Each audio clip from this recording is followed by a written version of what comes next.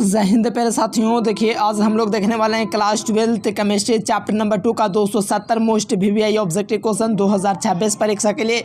तो इस वीडियो को पूरा अंत तक देखिए और जितना भी 70 ऑब्जेक्टिव करवाऊंगा इसको आप लोग अच्छे तरीके से याद कर लीजिए। और इस चैप्टर से अगर 6 नंबर का ऑब्जेक्टिव पूछा जाता है तो 6 ऑब्जेक्टिव इस वीडियो को से आपको देखने को मिलेगा। ठीक है प्यारे बच्चों, चलिए फटाफट शुरुआत करते हैं। और साथ में आप लोग चैनल से पहली बार जुड़ते हैं तो चैनल को भी सब्सक्राइब कर लीजिएगा और साथ में आप लोग नोट्स लेना चाहते हैं इस नंबर पर कांटेक्ट कर लीजिएगा। ठीक है, तो चलिए प्यार बच्चों, बिलियन चैप्टर स्टार्ट होता है क्लास 12th केमिस्ट्री एनसीईआरटी का चैप्टर 2 है। तो ये प्यार बच्चों चलिए पहला नंबर क्वेश्चन आपके समक्ष दिख रहा होगा। ठीक है, तो कहा जा रहा है पहला नंबर क्वेश्चन कि शुद्ध जल यानी कि शुद्ध जो प्योर वाटर होता है उसका जो पीएच वैल्यू होता है वो कितना होता है। तो हमेशा याद रखना है कि शुद्ध जल का पीएच मान जो होता है 7 होता है। कितना होता है, हमेशा याद रखना, शुद्ध जल का पीएच मान कितना होता है, 7 होता है। तो राइट आंसर क्या होगा, डी नंबर। चलिए अगला क्वेश्चन देखिए, कहा जा रहा है अगला क्वेश्चन प्यार बच्चों को शुद्ध जल की मोलारिता कितना होता है। तो शुद्ध जल की जो मोलारिता होता है वो आपका 55.6 होता है। कितना होता है, शुद्ध जल की जो मोलारिता होती है वो आपका 55 क्या होता है, 6 होता है। तो यहाँ से मिलाएगा तो right answer option number A हो जाएगा कि शुद्ध जल की जो मोलारिता होता है वो आपका 55.6 होता है। तो सही जवाब क्या होगा मेरे प्यारे लाल, तो right answer option number A. ध्यान रखना और एग्जाम में एकदम भौकाल मचा के जितना क्वेश्चन करवा रहे हैं आप लोग याद करके जाइए। ठीक है, चलिए अगला क्वेश्चन कहा जा रहा है कि मानव रक्त का पीएच मान कितना होता है। देखिए कितना हौला क्वेश्चन पूछा है। मानव रक्त का पीएच मान हमेशा याद रखना, आप लोग रखना पड़ेगा आपको कि मानव रक्त का पीएच मान 7.4 होता है। कितना होता है, मानव रक्त का जो पीएच मान होता है 7.4 होता है, मतलब 7.4 होता है।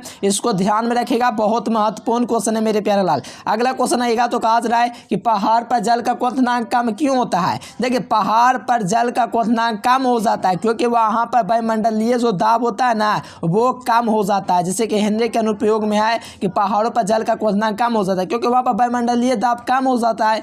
क्योंकि सोचने वाले बात है कि जल का क्वथनांक कम होने का मतलब वहाँ पर वायुमंडलीय दाब न्यून होगा। ठीक है, तो सही जवाब ए नंबर। अगला क्वेश्चन देखिए, यहाँ पर कहा जा रहा है कि हाइड्रोक्लोरिक अम्ल और जल के एजियोट्रोपिक मिश्रण में होगा। देखिए जल के एजियोट्रोपिक मिश्रण में दोस्तों क्या होगा ये हमसे पूछा जा रहा है। तो जल और दोस्तों क्या पूछा है, हाइड्रोक्लोरिक अम्ल का एजियोट्रोपिक मिश्रण जो होता है वो आपका 20.2% क्या होता है, HCl होता है। इसको भी आप लोग थोड़ा ध्यान रखना, बहुत महत्वपूर्ण क्वेश्चन है आपके परीक्षा के लिए। ठीक है, तो याद जरूर कर लीजिए और बोर्ड एग्जाम एकदम धुआं कर दीजिए आप लोग याद करके। ठीक है, चलिए अगला क्वेश्चन देखिएगा 6 नंबर क्वेश्चन। तो कहा जा रहा है कि निम्नलिखित में से किसका हिमांक का अवनमन अधिकतम होता है। देखिए किसका हिमांक का अवनमन अधिकतम होता है, तो हमेशा याद रखिए पोटेशियम सल्फेट का जो होता है हिमांक का अवनमन अधिकतम होता है। किसका होता है, पोटेशियम जो सल्फेट होता है इसका दोस्तों हिमांक का अवनमन क्या होता है, ऑप्शन नंबर ए हो जाएगा, सबसे अधिक होता है। ठीक है, K2SO4 बहुत महत्वपूर्ण क्वेश्चन है, ध्यान रखिएगा। अगला क्वेश्चन कहा जा रहा है कि समुद्र जल का परिसारक दाब कितना होता है। तो समुद्र जल का जो परिसारक दाब होता है वो आपका 30 ATM होता है। कितना होता है, 30 ATM होता है। क्या होता है, तो समुद्र जल का परिसारक दाब कितना होता है, तो हमेशा याद रखेगा 30 ATM होता है। सही जवाब ऑप्शन नंबर ए। देखो यहाँ पर HCl का इनके हाइड्रोक्लोरिक अम्ल और जल का एजियोट्रोपिक मिश्रण पूछे या एजियोट्रोपिक मिश्रण पूछे, दोनों में से कोई भी पूछेगा ना तो आपको याद रखना 20.2% HCl होता है। डेट मीन्स राइट आंसर जो होगा मेरे प्यारे बच्चों वो आपका डी नंबर होगा, याद कर लो। ठीक है, चलो अगला क्वेश्चन देख लीजिए, कौन अनुसंख्यक गुणधर्म है। देखो अनुसंख्यक गुणधर्म में चारों में से एक क्वेश्चन एकदम हर साल फिक्स है। कौन ईयर में नहीं पूछा ये हमको बताओ, हर साल पूछा जाता है। देखो अनुसंख्यक गुणधर्म में कौन कौन होता है वो पहले जान लो। हिमांक का अवनमन अनुसंख्यक गुणधर्म है, क्वथनांक मोनन ये भी अनुसंख्यक गुणधर्म है, और बाष्प दाब का सापेक्ष अपेक्षिक अवनमन ये भी दोस्तों अनुसंख्यक गुणधर्म है, और एक होता है प्रासरण दाब वो भी अनुसंख्यक गुणधर्म होता है। लेकिन यहाँ पर पूछा जा रहा नहीं है, तो नहीं है तो मेरे प्यार बच्चों प्रकाशीय जो सक्रियता है ना ये आपका अनुसंख्यक गुणधर्म नहीं है। सही जवाब जो मेरे प्यारे बच्चों सी नंबर हो जाएगा, ध्यान रखिएगा। अगला क्वेश्चन कहा जा रहा है कि कौन सी दोस्तों सांद्रण इकाई ताप से स्वतंत्र होती है। देखिए कौन सी सांद्रण जो होते हैं प्यारे बच्चों इकाई ताप से स्वतंत्र होती है, तो वो आपका मोललाता होता है। कौन होता है, याद रखना मेरे प्यारे लाल, कौन सी सांद्रण इकाई ताप से स्वतंत्र होती है, तो आपको हमेशा याद रखना मोललता वो होता है। कौन होता है, मोललता। तो राइट आंसर क्या हो जाएगा, ए नंबर प्यारे बच्चों, ध्यान रखिएगा और बोर्ड एग्जाम में एकदम धुआं करके आइए। 11 नंबर क्वेश्चन कहा जा रहा है कि निम्नलिखित में से कौन आपका अनुसंख्यक गुणधर्म है। देखिए अनुसंख्यक गुणधर्म कौन है, तो याद रखना देखना यहाँ से प्रासरण दाब जो होता है ये आपका अनुसंख्यक गुणधर्म होगा, तो सही जवाब क्या होगा, ए नंबर होगा। अनुसंख्यक गुणधर्म जो होता है आपका प्रासरण दाब होता है, राइट आंसर ए नंबर।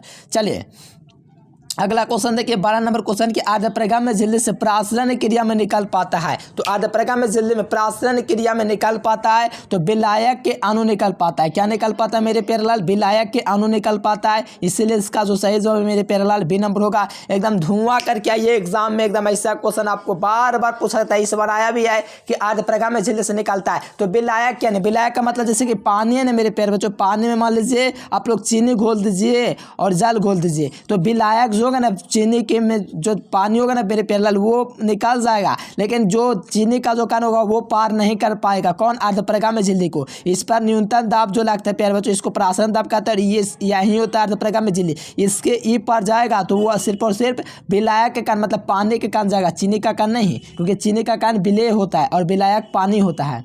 ठीक है, तो राइट आंसर बी नंबर होगा, ध्यान रखिएगा। ओके चलिए अगला क्वेश्चन है, ये यहाँ पर कहा जा रहा है कौन आदर्श विलयन के लिए सही है।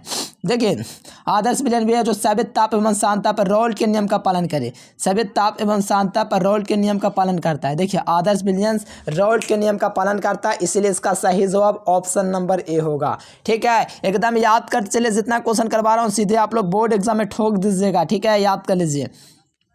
चलो 12 नंबर क्वेश्चन कहा जाए कि प्रासरण दाब निम्नलिखित में से किस समीकरण द्वारा व्यक्त होता है। तो प्रासरण दाब जो होता है मेरे प्यारे बच्चों ये आपका किस समीकरण द्वारा व्यक्त होता है, पाई बराबर सी आर टी बोलिए या पी बराबर सी आर टी बोलिए। ठीक है, तीनों में से कोई भी बोल दीजिए, पाई बराबर सी आर टी या आप लोग पी बराबर सी आर टी बोल दीजिए, सब एक ही चीज़ है। तो पी बराबर सी आर टी देख लीजिए, ऑप्शन नंबर ए बिल्कुल इसका सही जवाब होगा। क्या होगा, पी बराबर सी आर टी जो होगा प्रासरण दाब के लिए समीकरण सही होगा, सही जवाब ए नंबर होगा।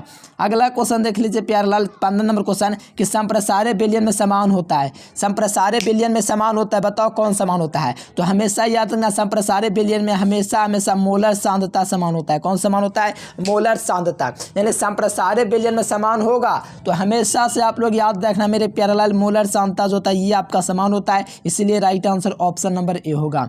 अगला क्वेश्चन देखिए 16 नंबर क्वेश्चन का आंसर है कि निम्नलिखित में से कौन अनुसंख्यक गुणधर्म नहीं है। देखिए अनुसंख्यक गुणधर्म कौन नहीं है, ठीक है, तो बस आपको इतने याद रखना अनुसंख्यक गुणधर्म नहीं है। तो पहला बात हिमांक का अवनमन अनुसंख्यक गुणधर्म है, वाष्प दाब का अपेक्षिक अवनमन में अनुसंख्यक गुणधर्म है, क्वथनांक में अनुसंख्यक गुणधर्म है, लेकिन नहीं है तो प्रकाशीय सक्रियता जो है ना ये आपका अनुसंख्यक गुणधर्म नहीं है, इसलिए राइट आंसर डी नंबर। अगला देख लीजिए 17 नंबर क्वेश्चन का आंसर है कि वाष्प घनत्व का अपेक्षिक अवनमन समानुपाती होता है। देखिए वाष्प दाब का अपेक्षिक अवनमन दोस्तों घनत्व होता है मेरे प्यारे बच्चों, किसके समानुपाती होता है ये हमसे पूछा जा रहा है। ठीक है, तो इसका बता दीजिए फटाफट, और सभी बच्चे चैनल को सब्सक्राइब कर लीजिए, सब्सक्राइब करने में कोई दिक्कत थोड़ी होता है, नहीं ना। तो चलिए यहाँ पर घुलने का मतलब क्या होता है, विलेय, तो विलेय के मोल प्रवास के समानुपाती होता है, हमेशा याद रखना। और घुलना का मतलब होता है विलायक, यानी वाष्प दाब का दोस्तों अपेक्षिक अवनमन जो होता है विलेय के मोल प्रवास के समानुपाती होता है, इसलिए सही जवाब ऑप्शन नंबर ए होगा।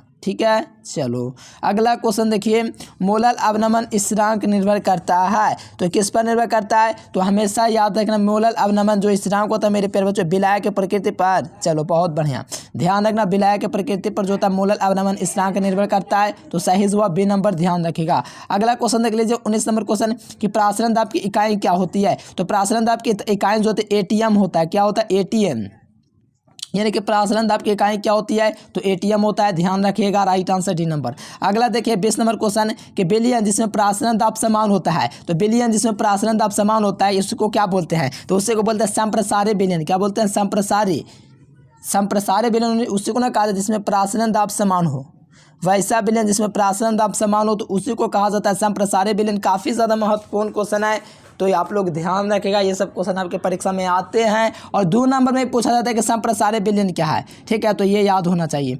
देखिए यहाँ पर कहा जाता है कि विलयन के अनुसंख्यक गुणधर्म वे है जो निर्भर करते हैं, तो विलयन के अनुसंख्यक गुणधर्म वे है जो निर्भर करते हैं विलेय के कणों की संख्या पर। तो विलेय के कणों की संख्या या केवल कणों की संख्या कहाँ पर मिल रहा है, कणों की संख्या, यहाँ पर कणों की प्रकृति, हाँ यहाँ पर राइट आंसर डी नंबर में मिल रहा है, यानी कि विलेय के कणों की संख्या या कणों की संख्या पर निर्भर करता है विलयन का अनुसंख्यक गुणधर्म। किस पे, केवल कणों की संख्या पे निर्भर करते हैं। ठीक है, ये बात थोड़ा आप लोग ध्यान में रखिएगा। ठीक है, तो यहाँ से चलिए मेरे प्यारे लाल, बहुत बढ़िया, राइट आंसर डी नंबर। और सभी बच्चे चैनल को सब्सक्राइब कर लीजिए और जो विद्यार्थी नोट्स लेना चाहते हैं नंबर आप लोग कांटेक्ट कर लीजिएगा। अगला देख लीजिए, मोलालता प्रदर्शित करता है। तो मोलालता क्या होता है, मोल प्रति केजी होता है। क्यों, क्योंकि मोलालता में जो होता है मेरे प्यारे बच्चों केजी में होता है, मोलालता में मोल प्रति लीटर होता है, इसीलिए मोल प्रति केजी हो जाएगा। सही जवाब जो होगा यहाँ पर डी नंबर होगा, मोल प्रति KG. Right answer D number, एकदम धुआं धुआं कर दीजिए और याद कर लीजिए।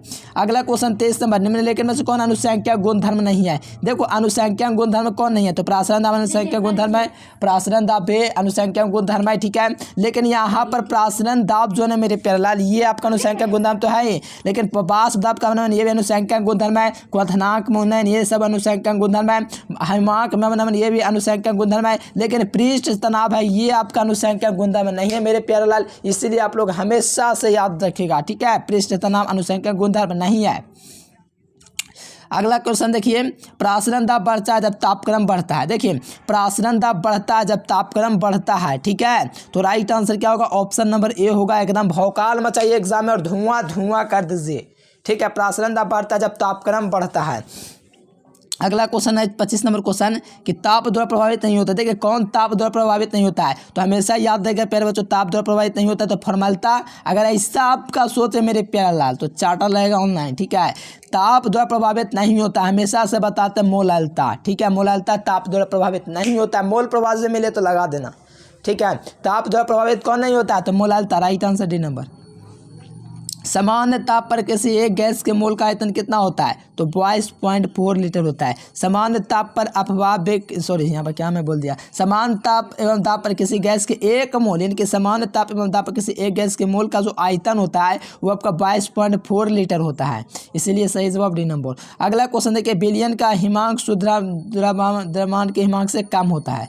राइट ए नंबर। अगला देख लीजिए 28 नंबर क्वेश्चन प्यारा लाल, 1 लीटर विलयन उपस्थित विलेय के ग्राम के समतुल्यांकों की संख्या को क्या कहते हैं, तो 1 लीटर विलयन उपस्थित विलेय के ग्राम समतुल्यांक को, अब यहाँ पर थोड़ा सा आप लोग ध्यान दीजिएगा, तो 1 लीटर विलेय के ग्राम समतुल्यांक को पूछा जा रहा है। ठीक है, इसीलिए समानता हो गया, नॉर्मलता होगा। अगर यहाँ पर ग्राम सूत्र भार रहता ना तो फॉर्मलता हो जाता, और मोल प्रति लीटर रहता ना ए लीटर, तो यहाँ पर यानी कि लीटर रहता है प्यारे बच्चों, और केजी रहता। 1 लीटर तो है ही, लेकिन यहाँ पर लीटर नहीं हो सकता है, क्योंकि मोलालता अगर तभी हो सकता था जब आपका क्या रहता है, मोल प्रति केजी, और 1 लीटर तो है लेकिन इसमें ग्राम सूत्र भार की संख्या घुला हुआ है, इसीलिए आपका सिर्फ समानता कहलाएगा। राइट आंसर क्या हो जाएगा, सी नंबर। ठीक है, एकदम याद कर लीजिएगा जितना क्वेश्चन हम आपको करवाएंगे। अगला क्वेश्चन देख लीजिए 29 नंबर क्वेश्चन का आंसर है मेरे प्यारे बच्चों कि मोलारता प्रदर्शित करता है। तो मोलारता दोस्तों क्या प्रदर्शित करता है, हमेशा याद रखेंगे। मोलारता जो होता है मेरे प्यारे बच्चों, मोलारता यानी कि इसका मात्रक होता है मोल प्रति लीटर। क्यों होता है लीटर, पता है, क्योंकि मोल प्रति लीटर इसीलिए होता है क्योंकि मोलारता का मात्रक पूछा जा रहा है। मोलारता जो होता है 1 लीटर में उपस्थित होता है। ठीक है, और केजी किसका होता है, मोलालता का, तो केजी तो होगा नहीं, तो राइट आंसर क्या होगा, ए नंबर होगा। ठीक है, चलो अगला क्वेश्चन देखिए, विलयन का अनुसंख्यक गुणधर्म वे है जो निर्भर करता है। देखिए विलयन का अनुसंख्यक गुणधर्म वे है जो निर्भर करता है, बताओ किस पर निर्भर करेगा, तो विलेय के कणों की संख्या पर निर्भर करता है। तो विलायक दे दिया, तो कणों की संख्या इसमें है भी नहीं। अच्छा, विलेय के कणों की संख्या, तो मोलों की संख्या, मोल का मतलब कण होता है। बताओ 30 नंबर क्वेश्चन का क्या हो जाएगा, ऐसे तो दोनों में चल सकता है। ठीक है, ऐसे तो दोनों आंसर चल सकता है, फिर विलेय के कण ही लगाना सबसे बेहतर। विलेय का कण जो होता है मतलब जैसे कि ये मान लीजिए विलयन है। ठीक है, तो विलयन में चीनी प्लस इतना इतना घुला हुआ है, तो इसमें जो विलेय होगा मतलब जो विलेय का मतलब क्या होता है, चीनी, उसके कणों की संख्या पर निर्भर करेगा। ठीक है, इसीलिए राइट आंसर बी नंबर। अगला देखिए 31 नंबर क्वेश्चन का आंसर है कि प्रासरण द्वारा दोस्तों जो समीकरण जो आपका सही है वो क्या होता है, तो पाई बराबर CRT या पी बराबर CRT, दोनों एक ही फार्मूला होता है। तो यहाँ से मिला लीजिए, ऑप्शन नंबर क्या हो जाएगा, ये नहीं होगा। अच्छा, ये गुना कर लीजिए, तिरिया गुना, ये भी नहीं होगा। तो पाई बराबर देख लीजिए गुना करके, पाई बराबर, अच्छा ये वाला शायद आ जाएगा गुना करके, करते हैं पाई बटा C बराबर में RT। ठीक है, गुना कर लीजिए, त्रिया गुना, ठीक है। हाँ, तो आइए जाएगा पाई बराबर CRT, ठीक है। तो यहाँ पर राइट आंसर बी नंबर। अगला क्वेश्चन देख लीजिए 32 नंबर क्वेश्चन, विद्युत अपघटन में ऑक्सीकरण कहाँ पर होता है? तो ये कई बार बताएं, एक बार नहीं, 2 बार नहीं, 3 बार नहीं, कहीं बार मैं आपको बताऊँ, ठीक है। सेकंड नंबर चैप्टर का क्वेश्चन है कि विद्युत अपघटन में ऑक्सीकरण कहाँ पर होता है, अपचयन कहाँ पर होता है, ये कमेंट करके बतलाना। तीसरा चैप्टर का क्वेश्चन है मोलारता किस पर निर्भर करता है? तो मोलारता जो होता है मोल प्रति लीटर पर निर्भर, अच्छा मोलारता, देखो मोलारता एक मोललता होता है। मोललता में क्या होता है बताओ, उसमें प्यार बच्चों क्या होता है, मोललता में द्रव्यमान होते हैं, यानी कि वजन होता है, मतलब कि मोललता जो होता है उसमें केजी में ना होता है तो द्रव्यमान होता है, और मोलारता क्या होता है लीटर में होता है, इसलिए आयतन यहाँ पर चलेगा, यानी कि मोलारता आयतन पे डिपेंड करता है। यहीं पर से आपका कन्फ्यूजन होता है, थोड़ा सोचिए कि जो दूध जैसे होता है तो लीटर में होता है तो उसमें आयतन होता है, और कोई भी चीज़ भारी रहता है तो केजी में रहता है, द्रव्यमान उसका रहता है। Right answer A number. अपेक्षिक वाष्प दाब का फॉर्मूला क्या होता है? तो अपेक्षित दाब का फॉर्मूला होता है P0 माइनस PS बट्टा में P0 शुद्ध विलायक का वाष्प दाब। तो राइट आंसर बी नंबर। अगला देखिए 35 नंबर क्वेश्चन है कि परमाणु द्रव्यमान वे है जो निर्भर करता है परमाणु के न्यूट्रॉनों की संख्या और प्रोटॉनों के योगफल, यही ना होगा? बता दीजिए मेरे प्यारे स्टूडेंट्स। चलिए सब फटाफट, और सभी बच्चे चैनल को सब्सक्राइब करके बेल नोटिफिकेशन जरूर से दबा लेना ताकि जितना भी क्लास कराऊँ नोटिफिकेशन आपके पास पहुँचे। अगला क्वेश्चन देखिए 36 नंबर क्वेश्चन, किसी बिलियन के मोल प्रवास को व्यक्त किया जाता है? तो कैपिटल X बराबर क्या होता है, कैपिटल N बट्टा में N प्लस कैपिटल N या N प्लस स्मॉल n, ये वाला होता है। तो ये समीकरण हमेशा क्या दर्शाता है बताओ, कैपिटल N होता है क्या स्मॉल n होता है? थोड़ा सोचने वाली बात है, बताओ। स्मॉल n ही शायद होता है, ठीक है, जहाँ पर ध्यान में तो नहीं आ रहा, लेकिन स्मॉल n ही होना चाहिए, ठीक है। ऐसे तो बताइए इसका राइट आंसर क्या हो जाएगा? इसका मोल प्रवाह अगर निकालेंगे विलय प्लस विलायक का तो 1 आएगा, ठीक है। चलो तो यहाँ पर हमेशा याद रखो स्मॉल n ही से, ठीक है। कैपिटल N मानना पड़ेगा, मानने पर डिपेंड करता है, ठीक है। तो ऑप्शन नंबर ए को ही लेकर चलिए। रॉल्ट नियम का पालन करते हैं, तो शुरू से पढ़ाते आए हैं कि रॉल्ट का नियम एक हेनरी का नियम। तो रॉल्ट का नियम क्या पालन करता है? रॉल्ट एक होता है हेनरी, तो यहाँ पर आपको हेनरी का नियम आप लोग देखिएगा और रॉल्ट का नियम देखिएगा तो कन्फ्यूज़न यहीं पर होता है। तो हमेशा याद रखिएगा मेरे प्यारे बच्चों, ये जो होता है हेनरी का नियम होता है, रॉल्ट का नहीं। रॉल्ट का जो नियम होता है ये वाला होता है, कौन वाला होता है? ये वाला होता है, ये हेनरी का नियम होता है। इससे ताप किसी पर गैस विलय की मात्रा उस पर आरोपित दाब के समानुपाती होता है, तो ये हेनरी का है, ठीक है। ये नहीं याद रखना आपको, ये आपको याद रखना रॉल्ट का नियम। चलो अगला देखिए, घोल की अपेक्षा घोला का हिमांक क्या होता है? तो घोल की अपेक्षा घोला की, ये तो उतना ज़्यादा खास क्वेश्चन नहीं है, इसको ना भी ध्यान रखिएगा तो चलेगा। चलो इसका मोल प्रवाह जो होता है बिलियन रुपये से विलय प्लस विलायक, तो इसका मोल प्रवाह मान लीजिए विलायक का मान लीजिए n, और इसका हो जाएगा n प्लस n, ये पढ़ाए हैं, ठीक है। n प्लस क्या हो जाएगा, n प्लस मान लो कैपिटल N यहाँ से, फिर ये इसका हो जाएगा n प्लस, यहाँ पर रुक जाओ, यहाँ पर n प्लस n मान लो n1 बटा n1 प्लस में n2 मान लो, ठीक है। फिर n2 बटा क्या हो जाएगा, यानी इसका आप लोग निकालेगा ना मेरे प्यारे बच्चों, तो काट छट के आपका 1 नहीं आएगा, क्योंकि विलय प्लस विलायक का मोल प्रवाह 1 होता है। मैंने करवाया भी है अच्छे तरीके से, ठीक है। एकदम आसान क्वेश्चन, अच्छा सा तरीके से कर सकते हैं। आइसोटोनिक विलयन वे होता है जिसके बराबर होता है, तो प्रासरणिक दाब होता है। आप लोग सब्जेक्टिव का क्लास एक बार देख लीजिएगा प्यारे स्टूडेंट, तो बढ़िया समझ में आ जाएगा, ठीक है। और बाकी नोट्स जो करवाए हैं क्लास में वो सब देखते रहिएगा, उसी में से ऑब्जेक्टिव आता है। अगला देखिए, किसी बिलियन का वाष्प दाब क्या होता है? कोई भी बिलियन है तो उसका वाष्प दाब जो होगा हमेशा क्या होगा बता दीजिए, शुष्क विलायक के वाष्प दाब से कम होता है, ये आप लोग थोड़ा ध्यान रखिएगा, ठीक है। शुद्ध विलायक के वाष्प दाब से कम होता है कौन? तो किसी बिलियन का वाष्प दाब, ठीक है। तो सही जवाब क्या होगा हमेशा ध्यान में रखिएगा, बी नंबर ऑप्शन। अगला क्वेश्चन देख लीजिए 43 नंबर क्वेश्चन, कि बिलियन में संघनित होने वाले विलय का वाट ऑफ गुणांक कितना होता है? तो बिलियन में जो वाट ऑफ गुणांक होता है मेरे प्यारे स्टूडेंट के, बिलियन में संघनित का मतलब समाहित, ठीक है। तो इसके लिए वाट ऑफ गुणांक का जो मान होता है कितना होता है? तो याद रखना हमेशा और हमेशा 1 से या तो अधिक तो नहीं हो सकता है, 1 से कम ही होगा। बिलियन में संघनित माने देखिए, संघनित मतलब कि मिला हुआ, विलय का वाट ऑफ गुणांक 1 से कम। अगला देखिए, आदर्श बिलियन वे जो रॉल्ट अनादर्श बिलियन वे जो रॉल्ट के नियम का पालन नहीं करता है, इसलिए राइट आंसर सी नंबर। बिलियन के लिए वाष्प दाब का अपेक्षिक अनुपात बराबर होता है बिलियन ऊपर से विलय के मोल प्रवास के, ऑप्शन नंबर ए। अगला देखिए, आदर्श बिलियन के निम्न कौन सा एंथैल्पी परिवर्तन जो होता है परिवर्तन होता है। तो यहाँ पर शून्य होता है। आदर्श विलयन में क्या होता है, डेल्टा एच एम आई एक्स क्या होता है, बराबर में 0 होता है। यही ना रोल ये कहता है आदर्श अनादर्श विलयन। डेल्टा एच एम एक्स बराबर क्या होता है, शून्य होता है, इसलिए right answer A number. 45 number question देखिए, विलयन के वाष्प दाब का अपेक्षित में मोल प्रवास के बराबर होता है। ये तो आसान क्वेश्चन है। 46 नंबर देख लीजिए, किसी तन्व विलयन के क्वथनांक में उन्नयन क्या होता है, बताइए। सांद्रण के समानुपाती होता है कि व्युत्क्रमानुपाती होता है। तो हमेशा याद रखना है किसी तन्व विलयन का क्वथनांक में उन्नयन सांद्रण के समानुपाती होता है प्यारेलाल, इसीलिए right answer option number A होगा। अगला देख लीजिए 47 नंबर क्वेश्चन के विलयन के वाष्प दाब का अपेक्षित घनत्व अवनमन विलयन ऊपर से विलय के मोल प्रवास के कैसा होता है। तो ये एक एक क्वेश्चन को बार बार रिपीट हो गया, सॉरी ए नंबर होगा, ठीक है। किसी विलयन विलेयता का समीकरण क्या होता है, तो हमेशा याद रखेगा KPX होता है, ठीक है। किसी विलयन विलेयता का समीकरण, इसके पहले जो करवाए थे ना वही वाला इक्वेशन है। आदर्श विलयन के लिए delta H M X Y बराबर 0 होता है। मोलारता किस पर निर्भर करता है, तो मोल प्रति आयतन पर निर्भर करता है, ठीक है। और मोलारता केजी पे, देखिए मोलारता किस पर निर्भर करता है, तो केजी पे द्रव्यमान पर निर्भर करेगा, बी नंबर ऑप्शन। अगला क्वेश्चन देखिए, मोलारता मोल प्रति लीटर इसका मात्रक होता है, तो राइट आंसर ए नंबर। प्राशन दाब के ज्ञात करने के विधि हार्टले और बैकले दोनों भी दिया है, तो राइट आंसर सी नंबर। यहाँ पर 54 नंबर देखिए, प्राशन क्रिया में आवश्यक होती है, तो अर्धपरागामी झिल्ली की, यानी कि अर्धपरागामी झिल्ली की। अर्धपरागामी झिल्ली प्राशन क्रिया है, तो इसको अलग करता है, तो कौन अलग करता है, तो अर्धपरागामी झिल्ली अलग करता है, राइट आंसर ए नंबर। सांद्रण इकाई ताप से स्वतंत्र होती है, तो मोलालता और मोल प्रवास होता है, इसलिए बी नंबर ऑप्शन। अगला क्वेश्चन है, ये प्यारे स्टूडेंट्स का आंसर है 1 लीटर बिलियन में उपस्थित विलय के ग्राम अणुओं की संख्या को क्या कहते हैं, तो 1 लीटर बिलियन में ग्राम अणुओं की संख्या को हम लोग क्या कहते हैं, तो मोलारता कहते हैं, ठीक है। मोलारता क्योंकि ग्राम अणुओं की संख्या पूछा जा रहा है। यहाँ पर देखिए किसी बर्फ में नमक मिला देने 0 डिग्री सेल्सियस हो जाता है, इसका कारण हिमांक में अवनमन यानी कमी। कौन सी नाइट्रेट जो होता है उसमें विघटन में रंगहीन गैस मुक्त करता है, तो सोडियम नाइट्रेट। ये ऑर्गेनिक का थोड़ा क्वेश्चन आ गया, कोई दिक्कत नहीं। हेनरी का मान निर्भर करता है, तो ताप पर भी, गैस के प्रकृति पर भी, यानी कि राइट आंसर दोनों।